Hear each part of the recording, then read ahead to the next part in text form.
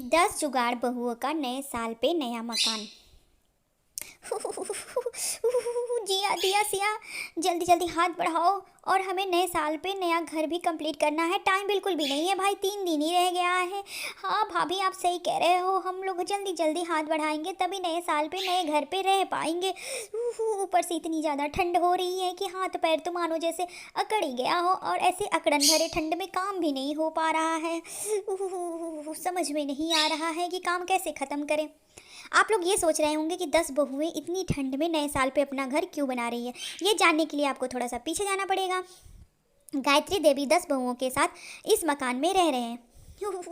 Mummy जी आज कितना ज़्यादा ठंड हो रही है, और घर में तो लकड़ी भी नहीं है आग जलाने के लिए और खाना बनाने के लिए, तो हम सभी को जल्दी से जाना पड़ेगा जंगल। हमारे पति भी ना बिल्कुल भी नहीं समझते हैं, और 10 के 10 चले गए हैं शहर में कमाने के लिए। हाँ बेटा तुम सही कह रही हो, मेरा बेटा लोग भी हद करता है। बातों बातों में खिड़की का दरवाज़ा टूटकर गिर जाता है और दिया को गायत्री देवी खींचकर अपनी ओर करती। अरे बेटा तुम्हें चोट तो नहीं आई? ये बहुत ही पुश्तैनी मकान है और इतना पुराना हो चुका है कि इसकी खिड़की और दरवाजे अपने आप टूट टूट के निकल रहे। ये मेरी सासू माँ के सासू माँ के सासू माँ के पता नहीं कब का ये पुराना मकान है। इस पुश्तैनी मकान में हम लोग रह रहे हैं, और फिर देख लो सारा दीवार और खिड़की दरवाज़ा भी कितना कमज़ोर हो गया है बेटा। हाँ मम्मी जी आप बिल्कुल सही कह रहे हो, लेकिन इस घर से बहुत ढेर सारी यादें जुड़ी हुई हैं हम लोगों की।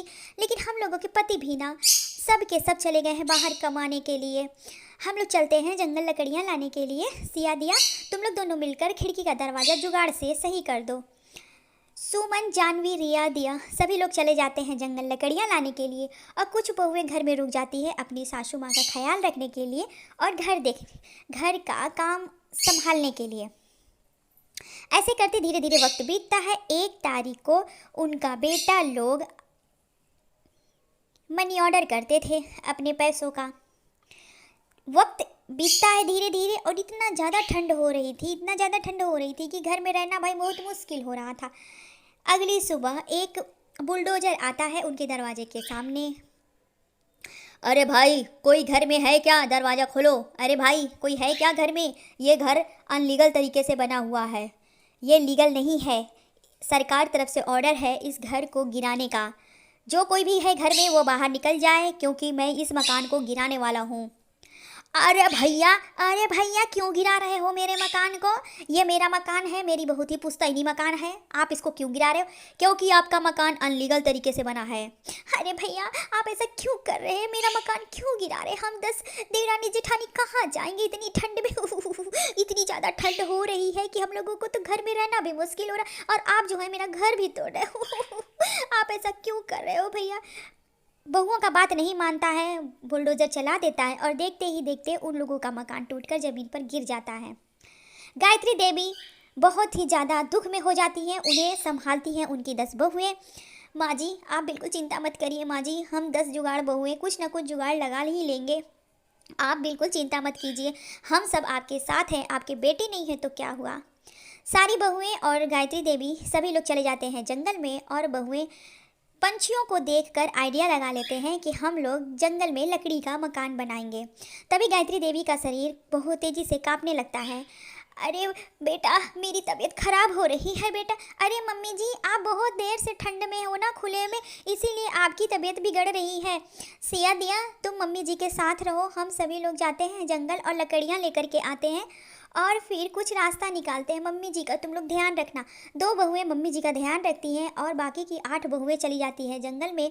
कुछ बहुएं लकड़ियाँ काटती हैं, और कुछ बहुएं जंगल से सूखे घास इकट्ठा करने लगती हैं। घास और पंख लगा लगा करके उन लोग रजाई गद्दे बनाते हैं सबसे पहले, ताकि गायत्री देवी को ठंड से बचाया जा सके। कड़ी मेहनत करने के बाद रजाई और गद्दा बनकर हो जाता है तैयार। तो गायत्री देवी को वो लोग ला करके रजाई गद्दे में बैठा देती हैं, तो गायत्री देवी को थोड़ी सी राहत मिलती। अरे वाह बेटा अब थोड़ी सी राहत मिल रही है बेटा ठंड से। तुम बहुए ऐसा जुगाड़ बनाकर रजाई गद्दा बनाए हो कि अब मुझे बहुत ही राहत मिल रही है बेटा, लेकिन खाने का क्या होगा? तो बहुएं बोलती है माँ जी मैं अभी देख करके आती हूँ, जंगल में अगर कुछ खाने पीने का सामान मिल जाता है तो भाई हम लोगों की रात अच्छी तरह से बीत जाएगी। तभी गाजर और मूली पड़ा हुआ दिखता है। सारी बहुएं गाजर और मूली खा लेती हैं और गायत्री देवी को भी खिलाती हैं। अरे बेटा, नए साल पे क्या होगा कुछ समझ में नहीं आ रहा है। हम लोगों के ऊपर छत भी नहीं है, किसी प्रकार से तुम लोग रजाई गद्दा बना दी हो। पता नहीं नए साल पे हम लोग घर मिलेगा या भी नहीं मिलेगा। अरे मम्मी जी, आप बिल्कुल चिंता मत कीजिए, हम 10 बहुएं अपने जुगाड़ से नया घर नए साल पे ज़रूर बना लेंगी। धीरे धीरे वक्त बीतता है 2 से 4 दिन का, और 10 बहुएं कड़ी मेहनत करती हैं, लकड़ियाँ लाती हैं, सूखे पत्ते लाती है, सूखी घास लाती है, और अपने जुगाड़ से एक लकड़ी का मकान बनाकर तैयार कर देती है।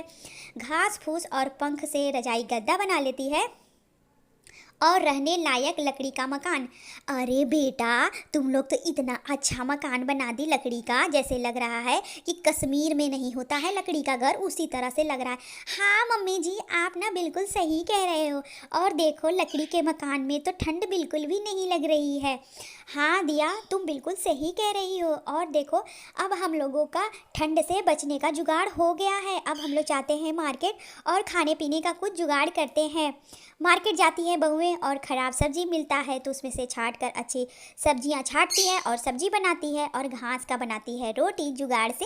आज भाई खाने का व्यवस्था हो गया था, सब्जी और रोटी, तो पूरे परिवार मिलकर खाना खाते हैं। और फिर उसके बाद अगले दिन की चर्चा करते हैं कि हम लोगों का तो रहने का ठिकाना हो गया मम्मी जी, अब 2-4 पैसे आ जाते तो भाई क्या कहना।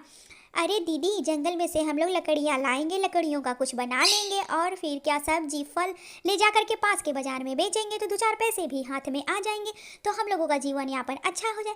हाँ सिया, तुम बिल्कुल सही कह रही हो। पास में पड़ा हुआ था ज़मीन, तो उसमें सब बीज लगा देती है तो सब्जियां उगने लगते हैं, तो सब्जियां फल और फूल बेचकर 2-4 पैसे सारी बहुएं कमाने लगती हैं और अपने घर में रहने लगती हैं। किसी तरह जुगाड़ से तो भाई नए साल का पकवान बन जाता है। और फिर उसके बाद उनके बेटे लोग आते हैं तो उन लोगों को अपने घर की जगह पे टूटा हुआ मकान दिखता है, तो आस पड़ोस से पूछते हैं तो पता चलता है कि सभी लोग जंगल में जाके रहने लगे हैं। तो सभी बेटे चले जाते हैं जंगल में। कौशल्या देवी अपने बेटों को सारी बात बताती है, कैसे कैसे क्या क्या हुआ। तभी उनका बेटा बोलता है, अरे माँ, हम लोग यहाँ कैसे रह सकते हैं, बस तुम लोग हम लोगों के बिना सर छुपाने का जगह अपने जुगाड़ से बना ली, ये बहुत बड़ी बात है। अब हम सभी लोग नए मकान में रहेंगे। वो लोग जो पैसा कमा कर लेकर आए थे, उस पैसे से लेते हैं नए मकान, और 10 बेटा और 10 बहुएं और गायत्री देवी, सभी लोग खुशी खुशी नए मकान में रहने लगते।